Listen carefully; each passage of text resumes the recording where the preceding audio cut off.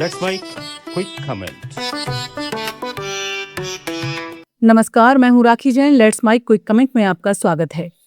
क्या कानून केवल सरकार बनाती है या फिर जनता भी उसके निर्माण में भागीदार हो सकती है? राजस्थान सरकार ने समान नागरिक संहिता यानी यूनिफॉर्म सिविल कोड यूसीसी को लागू करने की दिशा में एक और महत्वपूर्ण कदम उठाया है।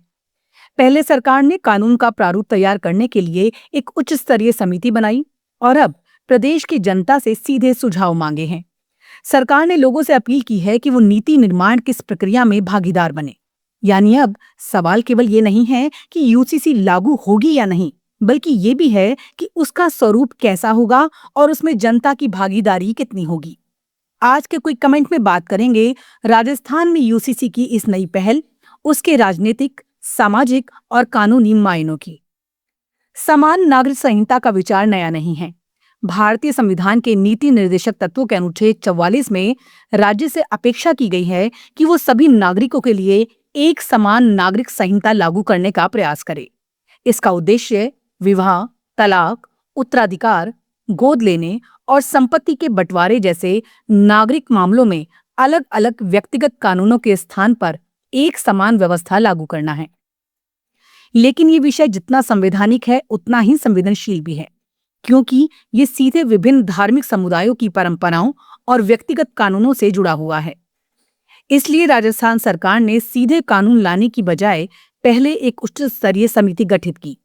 अब जनता से सुझाव मांगकर सरकार ये संदेश देने की कोशिश कर रही है कि ये केवल सरकारी फैसला नहीं होगा, बल्कि व्यापक संवाद के बाद तैयार किया जाएगा। सरकार का कहना है कि कानून जितना अधिक जन भागीदारी से बनेगा, उतना ही प्रभावी और स्वीकार्य होगा। यही कारण है कि लोगों से सुझाव देने की अपील की गई है, ताकि विधेयक तैयार करते समय समाज के विभिन्न वर्गों की राय भी शामिल की जा सके। लेकिन इस पहल के साथ कई महत्वपूर्ण सवाल भी जुड़े हुए हैं। पहला सवाल यह है कि क्या यूसीसी का उद्देश्य केवल सभी नागरिकों के लिए समान कानून बनाना है या फिर इसमें विविधता और परंपराओं का भी सम्मान किया जाएगा? दूसरा सवाल यह है कि क्या जनता से मांगे गए सुझाव वास्तव में अंतिम कानून का हिस्सा बनेंगे या ये केवल औपचारिक प्रक्रिया बनकर रह जाएगी? और तीसरा सवाल सबसे महत्वपूर्ण है, क्या इतना संवेदनशील कानून केवल राजनीतिक सहमति से बन सकता है या इसके लिए सामाजिक सहमति भी उतनी ही जरूरी है? यही इस पूरी प्रक्रिया की सबसे बड़ी चुनौती होगी।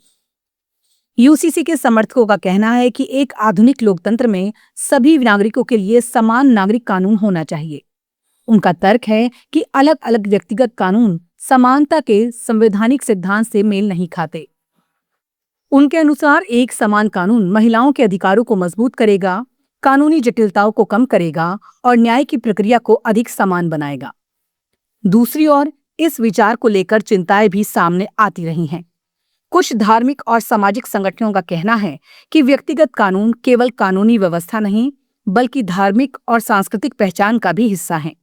इसलिए किसी भी बदलाव से पहले व्यापक संवाद और विश्वास का माहौल जरूरी है। यानी बहस समानता बनाम विविधता की नहीं, बल्कि दोनों के बीच संतुलन की है। राजस्थान सरकार ने जिस तरह जनता से सुझाव मांगने का निर्णय लिया है, उससे कम ये संकेत जरूर मिलता है कि सरकार इस प्रक्रिया को केवल प्रशासनिक नहीं, बल्कि सहभागी बनाना चाहती है। हालांकि इसकी सफलता इस बात पर निर्भर करेगी कि सुझाव लेने के बाद सरकार उन्हें किस गंभीरता से शामिल करती है। ये भी ध्यान रखना होगा कि किसी भी कानून की सफलता केवल उसके पारित होने से तय नहीं होती। उसकी सफलता इस बात से तय होती है कि समाज उसे कितना स्वीकार करता है और उसका क्रियान्वयन कितना निष्पक्ष होता है। यूसीसी जैसे विषय पर जल्दबाजी से अधिक महत्वपूर्ण है विश्वास का निर्माण, क्योंकि कानून अदालतों में लागू होता है, लेकिन उसकी स्वीकृति समाज में बनती है। राजस्थान यदि इस दिशा में आगे बढ़ता है तो ये केवल राज्य का कानून नहीं होगा, ये देश भर में चल रही उस बहस का भी हिस्सा होगा जिसमें समान नागरिक संहिता के भविष्य को लेकर अलग अलग दृष्टिकोण मौजूद हैं। राजस्थान सरकार ने अब गेंद जनता के पाले में डाल दी है। सुझाव मांगकर उसने संवाद का रास्ता चुना है, लेकिन अब असली परीक्षा इस बात की होगी कि इस संवाद को कितना व्यापक, निष्पक्ष और सार्थक बनाया जाता है। आने वाले दिनों में साफ होगा कि राजस्थान की ये पहल केवल एक कानूनी प्रक्रिया बनती है या फिर नीति निर्माण में जन भागीदारी का एक नया मॉडल भी पेश करती है। फिलहाल के लिए बस इतना ही। नमस्कार। आप सुन रहे थे let's mind more than radio. Follow कीजिए हमें हमारे सोशल मीडिया प्लेटफॉर्म्स पर।